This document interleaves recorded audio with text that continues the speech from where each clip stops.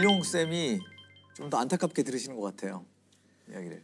아유, 그렇죠. 우리가 이제 특히 성범죄 중에서도 또 아동과 관련된 범죄들은 계속 또 늘어나고 있는 추세입니다. 그래서 일단 2019년 기준으로 해서요. 전체 성폭력 피해자의 30.8%가 13세 미만이 피해자였습니다. 30%가 상당한 넘은 거예요. 거예요? 30%가 와. 넘는 거죠. 근데 이제 더 가슴 아픈 것은 16년도에 23% 정도였거든요. 그러니까 19년도까지 3년 사이에 무려 30%로 7% 훨씬 더 증가를 해버렸다는 얘기가 되죠. 네네. 이제 이 아동 성범죄자들의 가장 대표적인 특징은 바로 가까이 있는 사람이라는 겁니다. 특히 이웃 사람.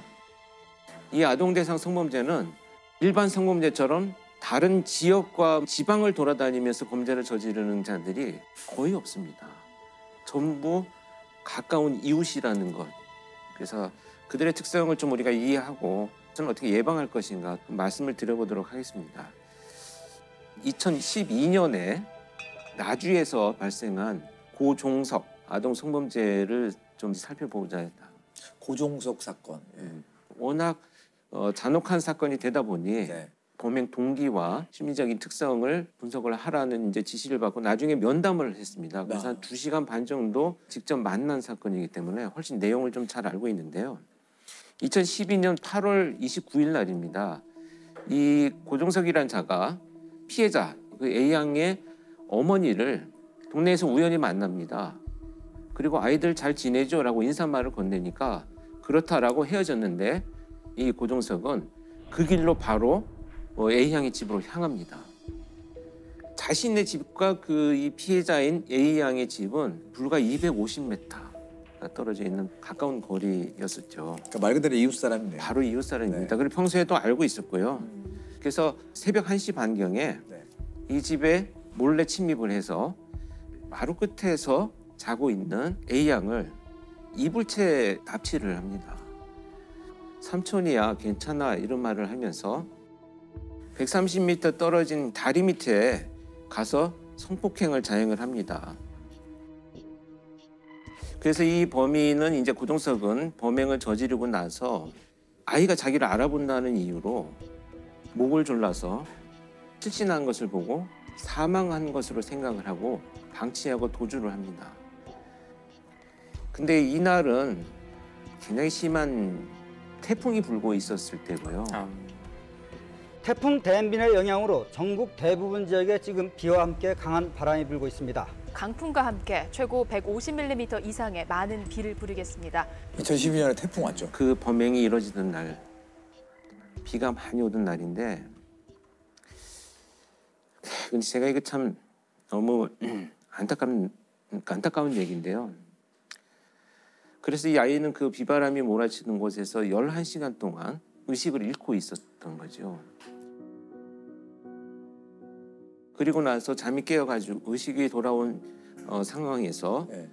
맨발로 아이고. 자기 집 쪽으로 30-40m를 걸어가다가 다시 쓰러져서 의식을 잃습니다. 이때 그 비바람이 몰아치던 곳에서 피해를 당한 A양의 나이가 7살이었습니다.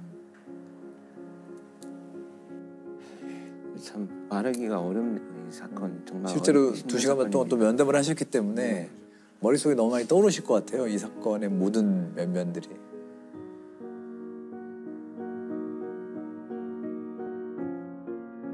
피해 어린이가 발견된 곳입니다. 어린이는 어제 태풍의 장대비를 알몸으로 맞으며 경찰에 발견될 때까지 12시간 동안이나 이곳에서 고통과 두려움에 떨어야 했습니다. 피해 어린이는 응급수술을 받은 뒤 안정을 취하고 있지만 아직도 충격에서 벗어나지 못하고 있습니다. 그래서 수사가 전개가 됐는데요. 이제 아이의 진술을 들으면서 이제 가장 먼저 용의자를 선정을 해야 되기 때문에 들어보니 아이가 삼촌이라는 표현을 썼다라는 것을 통해서 나이가 그렇게 많은 사람은 아니구나. 뭐 20, 30대 연령 정도구나. 그리고 다른 특징이 무엇인가 했더니 아이가 영민하게도 검정 어두운 옷을 입고 있었는데 머리가 굉장히 짧았다라는 진술을 합니다. 그리고 비바람이 몰아치는데 이 장소라는 걸 본다면 차가 없었을 것이고 지역 내에 있었을 것이다. 이런 그 이제 수사에 압축을 했었는데요. 이런 것을 통해서 35시간 만에 순천에 있는 한 PC방에서 잠복을 하고 있다가 검거를 하는데요.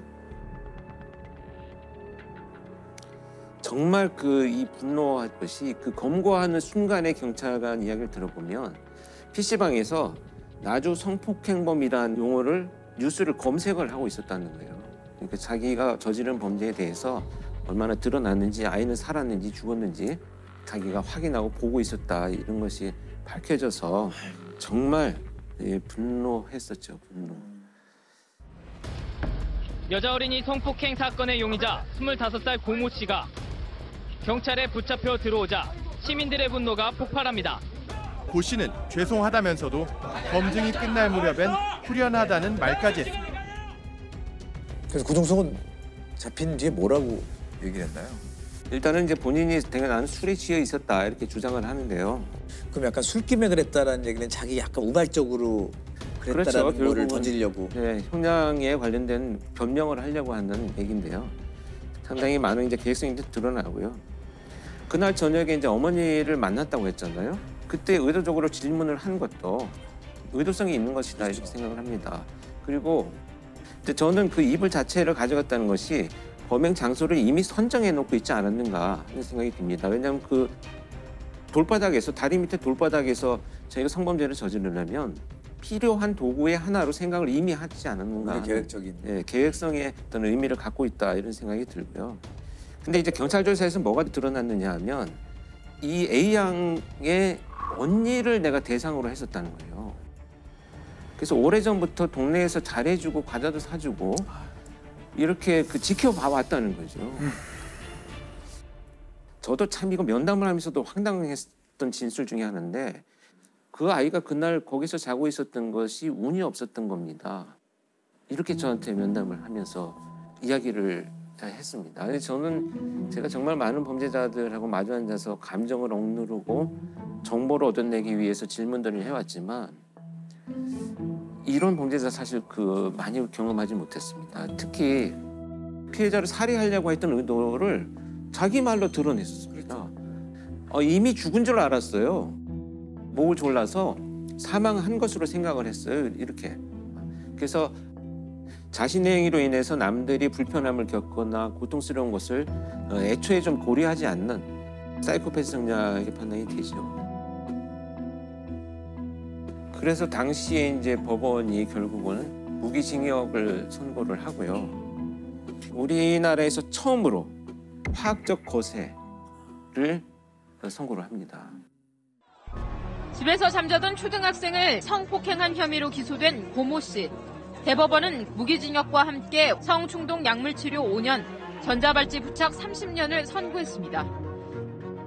검찰은 피해 초등학생 A양이 성인도 견디기 어려운 큰 수술을 2차례나 받고 또 성폭행 사건이 없었던 1살대로 돌아가고 싶다는 피해자의 충격 등을 고려해달라고 말했습니다. 법정에서는 A양의 어머니가 흐느끼는 목소리로 A양이 재판장에게 쓴 편지를 읽었습니다. A양은 엄마가 나쁜 아저씨를 혼내주러 간다고 하니 편지를 썼다며 아저씨가 나를 또 데려가지 못하게 많이 혼내달라고 편지에 적었습니다. 근데 거기 재판한 판사님이 아주 명쾌하게 써놓으셨어요. 피고인은 가학적이고 잔인한 성폭력 범죄를 다시 범할 개연성이 매우 높은 점 등을 종합하면 성충동 약물 치료를 해라라고 이렇게 써놓으셨어요. 그러니까 뭐 무기징역이야. 그러나 혹시라도 나가게 될 상황에서도 이건 용납할 수 없다. 이런 좀 굳은 결의를 아마 굉장히 화가 나신 것 같아요. 왜냐하면 법무부 자료를 보니까 성범죄 유형별 아동 성학대 재범률이 37.5%라고 합니다. 37. 재범률이 가장 높은 범죄 중에 하나가 아동 성범죄. 근데 이 자들이 왜 그런 범죄를 저지르느냐면 일단 적절하게 사회적 상호작용하는 것에 만성적으로 실패를 합니다. 근데 그 실패들에 대해서 너무 지나친 두려움을 갖고 있는 사람들이에요. 그러다 보니까 자존감이 떨어져요. 이 자존감이 떨어지는 자기의 감정을 회복하기 위해서 거절하지 않는 아동을 대상으로 통제하고 조정하는 이런 범죄를 저지르는 거거든요. 그리고 정말 제가 놀랐던 것은 범인이 체포되고 나중에 그 지역에 가서 그 사람이 과연 어떤 사람이었습니까? 라고 물어보면 거의 100%가 그 사람 범인 아닌 것 같아 라고 얘기를 해요. 왜냐하면 너무 온순하고 착하다는 거죠. 평상시에 인사 잘하고. 이건 뭐냐 하면 애초에 타인의 시선에 매우 민감하고 거절에 두려워하는 이런 사람들이 자신을 지켜나가는 삶의 방식일 뿐이지 성향은 절대 아니라는 거죠. 친절한 이유가 있군요. 그렇죠. 어떤 일종의 가면이라고 봐야 되겠죠. 그럼 이런 사람이 주위에 있어도 알아내기는 굉장히 어렵습니다. 힘들다는 얘기네요. 네. 그리고 그런 외부의 시선에 너무 예민하고 그러니까 책임을 반드시 상대방한테 전가하는 이런 특징들을 좀 보여줍니다. 그래서 대부분 어떻게 진술하냐면 그 아이가 평상시에 나를 좋아했어요. 이게 걔 때문에 내 인생이 망친 거예요. 그 아이가 내 근처에 있었던 게 문제네요. 네. 그러니까 내가 반드시 찾아가서 복수할 거야 이런 얘기를 아무렇지도 않게 하고 아이자들은 정말 아무렇지도 않게 상대방 탓을 하면서 가면을 쓰고 살아가는구나 이런 것을 이제 알 수가 있었죠. 아까 왜 이웃이다라는 말을 제가 강조해서 말씀드렸냐면 가해자와 피해자의 거주지가 지금 1km 미만에서 대부분의 범죄가 일어나고 있다 이렇게 이제 수치가 나오는데요. 2km 미만에서 일어나는 것이 54% 정도입니다. 100m 이내에서 일어난 것도 거의 17%니까 한 20%가 된 거죠. 아동 성범죄는 주로 가해자가 사는 곳 3km 안에서 발생한다는 연구 결과가 나왔습니다. 가해자와 피해자가 같은 동네 이웃일 가능성이 그만큼 크다는 얘기입니다. 혜진 예슬 사건의 범인 역시 아이들 집에서 150m 거리에 사는 이웃이었고 8살 여자아이를 잔혹하게 성폭행한 조두수는 자기 집에서 불과 600m 떨어진 곳에서 범행을 저질렀습니다. 고종석 같은 아동 성범죄자들이 왜 지역 내에서 범행을 저지르느냐 하면 이 거절을 두려워한다는 회피적 성향들 때문에 낯선 곳에 가서 피해자를 물색하고 잘 모르는 지역에서 범행을 저지른 이후에 도주하고 이런 것들에 대한 두려움들을 갖고 있기 때문에 가까운 곳에서 범죄를 저지르는 것이 이제 이들의 대표적인 특징이라는 것을 우리가 이제 알아야 될 것 같습니다. 이 아동 성범죄자가 이제 출소를 하게 되면요, 당해 사건의 피해자에게 접근을 100m 이내에 접근을 금지하고 있습니다. 네. 근데 이 법이 조금 우리가 촘촘히 다시 한번 사회적 논의를 거쳐야 될 필요가 있다고 하는 것은 출소를 해서 내가 집으로 돌아왔더니 이미 피해 아동의 거주지와 100m 안에서 같이 있을 수 있다는 있어요. 거예요. 네. 그런데 이제 거주를 강제로 이전하라고 하는 법이 없기 때문에 피해자들이 다른 곳으로 가야 되는 안타까운 일이 이제 발생을 하죠. 실제로 조두순이 다 출소해서 돌아왔을 때 피해자의 거주지랑 2km? 그 정도의 거리였고 결국에 피해자가 동네를 그렇죠. 떠났죠. 네. 조두순의 연말 출소를 앞두고 가족이 결국 안산을 떠나기로 했습니다. 어디 가면 떠나겠습니까? 피해자가 떠나야 된다는 상해를 나누기 싫어서 다시 발버둥을 쳤는데 그 아이들도 원치 않고 주변에 같이 살라는 걸 두려워하고 그러니까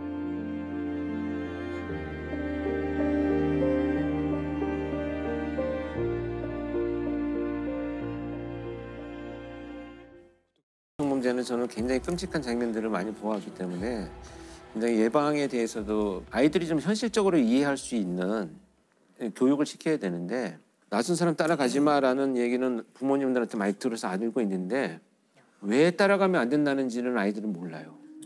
그래서 아동 성범죄자들의 1번이 도움 요청이에요. 물건 좀 들어줄래? 이런 방식으로 이제 도움 요청을 해서 아이들의 도덕심을 유발하고 그래서 따라가지 마, 무조건 하지 말고 아이들한테 어른들이 도움 요청하는 경우는 없어. 다른 어른한테 도와달라고 해. 이렇게 가르치는 게 오히려 현실적이다. 저는 이렇게 생각을 하고요. 그리고 지금 통계를 보면요. 대부분 이제 결국은 아동들이 유인되거나 끌려가는 곳들이 다 공원, 놀이터 이런 곳입니다. 아이들이 분명히 있는 곳들에서 많이 이루어지는 범죄들이고요. 발생 장소 주변에 우리 이제 감시망이라는 게 있잖아요. CCTV나 이런 도시 설계 구조를 통해서 위험률은 저는 굉장히 낮출 수 있다고 보거든요. 네, 자제하겠죠. 할 수 있는 최대한의 방법들을 강구해서 발생의 어떤 예방 이런 것을 병행해야만 조금이나 줄어들지 않을까 하는 생각을 합니다.